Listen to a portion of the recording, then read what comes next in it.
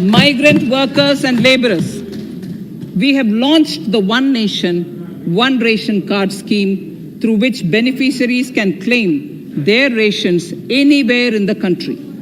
Migrant workers in particular benefit from the scheme. Those staying away from their families can partially claim their ration where they are stationed, while their family in their native places can claim the rest. I'm happy to inform you that One Nation, One Ration Card plan is under implementation by 32 states and union territories, reaching about 69 crore beneficiaries.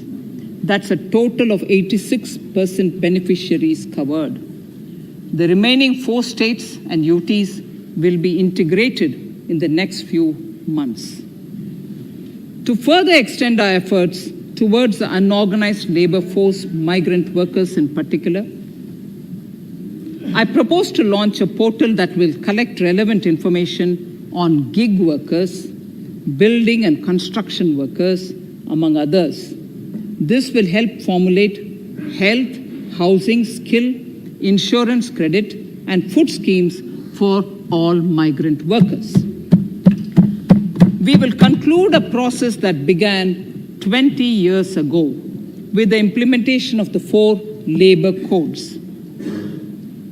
For the first time globally, social security benefits will be extended to gig and platform workers.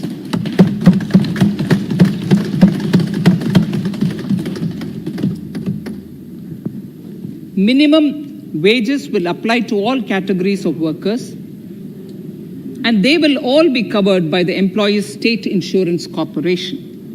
Women will be allowed to work in all categories and also in the night shifts with adequate protection. At the same time, compliance burden on employers will be reduced with a single registration and licensing and online returns. Financial inclusion. To further facilitate credit flow under the scheme of Stand Up India for the scheduled castes and scheduled tribes and also women, I propose to reduce the margin money requirement from 25% to 15% only,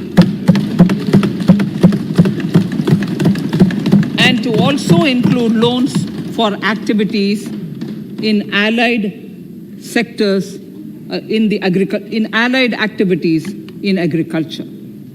We have taken a number of steps to support the MSME sector. In this budget, I have provided 15,700 crores to this sector, more than double of the last year's BE.